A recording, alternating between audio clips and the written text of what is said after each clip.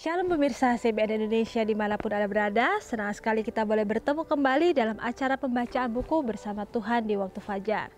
Melalui buku ini dengan doa dan bimbingan daripadanya, kita dapat diyakinkan kembali bahwa pada hari yang mulia ketika Yesus datang untuk mengklaim miliknya, kita yang menunggu Tuhan akan disambutnya dengan tangan yang terbuka ke hadiratnya.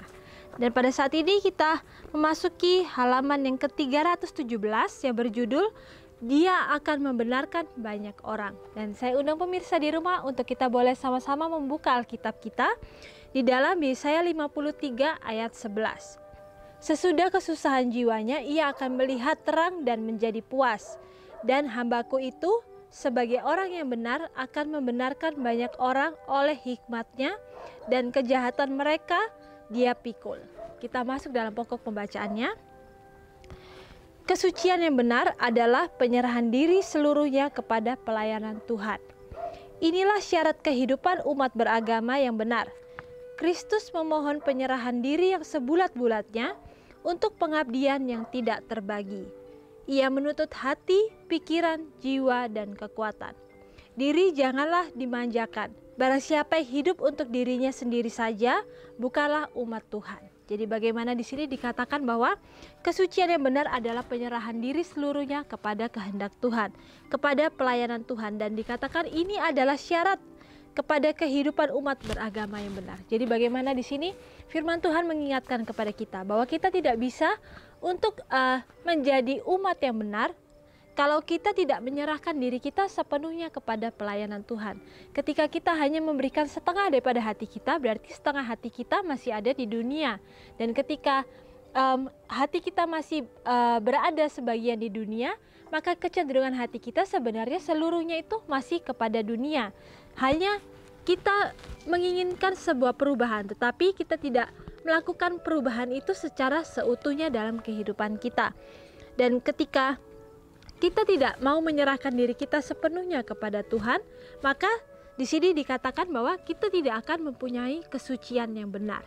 Jadi bagaimana dengan penyerahan diri yang seutuhnya melalui pikiran, perkataan, maupun segala talenta yang kita punyai kepada Tuhan, di saat itulah maka kita akhirnya akan mempunyai sebuah tabiat yang akhirnya berubah. Kita akan mempunyai tabiat yang akhirnya menjadi seperti dengan tabiat daripada Yesus sendiri yang adalah contoh kita di dunia ini. Dikatakan Kristus memohon penyerahan diri yang sebulat-bulatnya. Ia memohon pengabdian yang tidak terbagi. Jadi bagaimana di sini firman Tuhan pun kembali mengingatkan kepada kita supaya kita tidak mempunyai pelayanan-pelayanan atau pengabdian diri yang terbagi atas pelayanan Tuhan dengan pelayanan dunia ini. Dan di sini dikatakan ia menuntut hati, pikiran, jiwa, dan kekuatan. Jadi bagaimana seluruhnya harus kita serahkan kepada Tuhan. Kita tidak bisa hanya memberikan hati kita kepada Tuhan, tetapi pikiran kita ataupun jiwa kita masih berada di dunia. Jadi bagaimana di sini Tuhan menginginkan sesuatu pengabdian yang tidak terbagi. Dan di sini dikatakan barang siapa hidup untuk dirinya sendiri, bukanlah umat Tuhan. Jadi dengan jelas firman Tuhan mengatakan kepada kita bahwa kalau orang hanya memikirkan kepentingannya diri saja, maka dia bukanlah umat Tuhan. Dan ini adalah teguran bagi saya secara pribadi dan juga bagi kita semua bahwa kehidupan yang egois itu tidak bisa berjalan dengan pelayanan Tuhan. Karena Tuhan ketika ia berada di dunia ini, ia mengajarkan kepada kita bagaimana untuk melayani diri daripada orang-orang yang ada di sekitar kita, kepada lingkungan sekitar kita, bukan hanya melayani diri kita secara pribadi. Dan Tuhan juga mengajarkan kepada kita ketika ia berada di dunia ini adalah pengorbanan diri.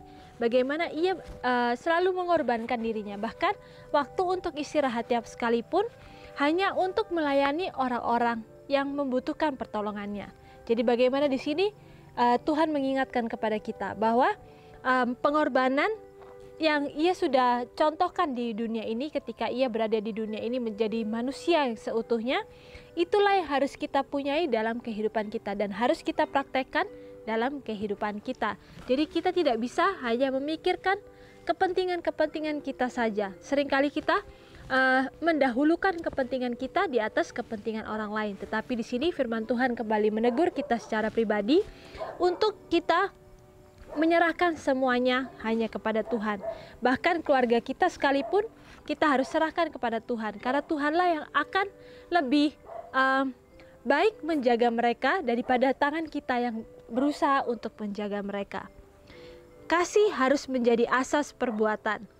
Kasih adalah prinsip dasar pemerintahan Tuhan di surga dan di bumi, dan itu harus menjadi dasar tabiat umat Tuhan.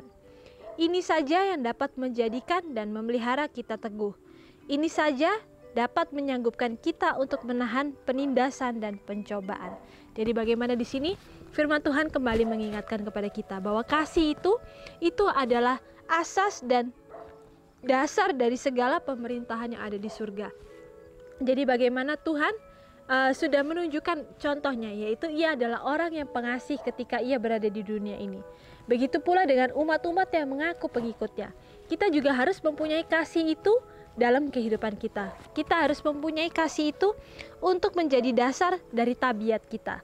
Karena ketika kita mempunyai kasih, maka kita tidak akan cenderung untuk menghakimi orang.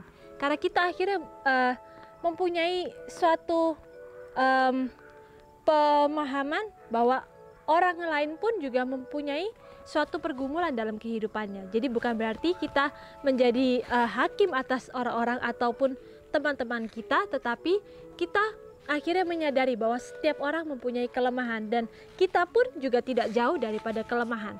Dan di saat itulah kita akhirnya menyadari bahwa ketika kita mempunyai kelemahan, di saat itulah kita memerlukan seorang juru selamat supaya kita akhirnya bisa mendapatkan sebuah perubahan dalam kehidupan kita.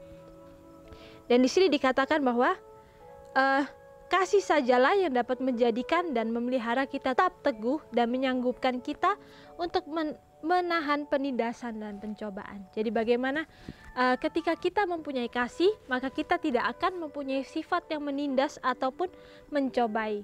Dan hal ini juga yang akhirnya akan membuat kita tetap teguh meskipun mungkin saat ini kita merasa kita dicobai. Tetapi seperti firman Tuhan sudah mengingatkan kepada kita bahwa ketika kita mempunyai kasih dalam hati kita, maka kita akan terluput dari hal-hal yang seperti ini. Dan kasih akan dinyatakan dalam pengorbanan. Rencana penebusan diletakkan dalam pengorbanan. Suatu pengorbanan yang begitu luas dan dalam serta tingginya tidak dapat diukur. Tuhan telah menyerahkan segala sesuatu bagi kita, dan mereka yang menerima Tuhan akan bersedia mengorbankan segala sesuatu demi penebusnya. Jadi bagaimana di sini dikatakan kasih itu tidak akan terlihat kalau kita tidak melakukan sebuah pengorbanan. Jadi harus ada sebab dan akibat. Ketika kita mau untuk menyerahkan hati kita sepenuhnya kepada Tuhan, maka banyak hal yang harus kita korbankan. Dan itu tidak mungkin kita tidak lalui dalam kehidupan kita. Dan di sini dikatakan bahwa rencana penebusan diletakkan dalam pengorbanan. Dan pengorbanan itu begitu luas dan begitu dalamnya sehingga tidak bisa diukur. Jadi bagaimana ketika kita melakukan suatu sikap dalam kehidupan kita, kita harus ingat bahwa Tuhan itu sudah mengorbankan dirinya. Itu adalah pengorbanan yang begitu luar biasa. Bahkan di sini dikatakan dalam luas serta tingginya tidak dapat diukur. Karena kasih Tuhan itu begitu besar kepada kita umat-umat manusia ini. Meskipun kita berdosa, meskipun kita seringkali melawan Tuhan kita, tetapi Tuhan selalu memberikan kepada kita sebuah kesempatan supaya kita boleh bertobat dan berbalik kepadanya. Dan di sini juga dikatakan bahwa pandangan mengenai kehormatan dan kemuliaannya akan lebih diutamakan daripada yang lain-lainnya. Jika kita mengasihi Tuhan, kita akan senang. Hidup kita persembahkan bagi Dia. Untuk mempersembahkan persembahan syukur kita kepadanya, untuk bekerja bagi Dia. Tertulis dalam buku Seri Membina Keluarga jilid 5 halaman 29. Jadi di sini dikatakan bahwa pandangan mengenai kehormatan dan kemuliaan itu akan kemuliaan Tuhan itu akhirnya akan lebih kita utamakan daripada kepentingan-kepentingan kita secara pribadi. Dan seperti Tuhan sudah bersedia mengorbankan segala sesuatu, maka kita pun harus mempunyai roh pengorbanan diri. Kita pun harus rela untuk mengorbankan segala keinginan-keinginan duniawi kita, segala cita-cita duniawi kita yang tidak sesuai dengan kehendak Tuhan, itu harus kita serahkan dan kita benar-benar berikan seluruhnya hanya kepada Tuhan, sehingga Tuhan dapat memberikan perubahan hidup dalam kehidupan kita. Penebus tidak akan menerima pelayanan yang terbagi. Setiap hari pekerja bagi Tuhan harus mempelajari arti penyerahan diri. Ia harus mempelajari firman Tuhan, mempelajari artinya dan menuruti peraturannya. Jadi bagaimana di sini? Firman Tuhan kembali mengingatkan kepada kita bahwa penebus itu tidak menerima pelayanan yang terbagi. Ketika kita mau untuk menjadi pekerja Tuhan, maka kita harus mempelajari arti penyerahan diri. Jadi bagaimana kita mau menyerahkan diri kita sepenuhnya hanya kepada Tuhan, maka Tuhan akan menerima kita dan akan menambahkan kemampuan-kemampuan kita. Mungkin kita merasa bahwa kita tidak mampu, kita merasa diri kita ini tidak pantas atau tidak layak. Seringkali juga kita merasa takut akan langkah-langkah ataupun konsekuensi yang akan kita tanggung setelah kita menyerahkan diri kita kepada Tuhan. Tetapi kita harus yakin dan percaya, kita harus mempunyai sebuah iman bahwa Tuhan itu tidak pernah meninggalkan kita. Bahkan ketika kita menjadi pelayan Tuhan yang seutuhnya, justru di saat itulah Tuhan akan bekerja dalam kehidupan kita. Karena ketika kita berusaha untuk menjadi pelayan Tuhan tetapi kita masih mencari jalan kita sendiri untuk memenuhi kebutuhan kita, maka di saat itulah kita tidak bergantung sepenuhnya kepada Tuhan, tetapi kita masih bergantung kepada talenta-talenta yang Tuhan titipkan dalam kehidupan kita. Dan di saat itulah mungkin kita menyalahgunakan akan talenta tersebut, karena mungkin bukan kemauan Tuhan supaya kita melakukan hal tersebut.